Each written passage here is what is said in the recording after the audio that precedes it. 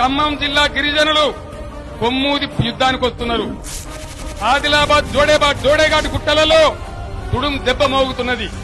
కరీంనగర్ లో కథను దొక్కి ప్రజలు బ్రహ్మాండంగా ముందుకొస్తున్నారు. నిజామాబాద్ జిల్లాలో నిప్పులు జరుగుతున్నారు. తెలంగాణ ప్రజలు మీరు చేసిన మోసానికి. రంగారెడ్డి జిల్లా రగులు కొడుతున్నది. హైదరాబాద్ హరోం హరా అంటున్నది.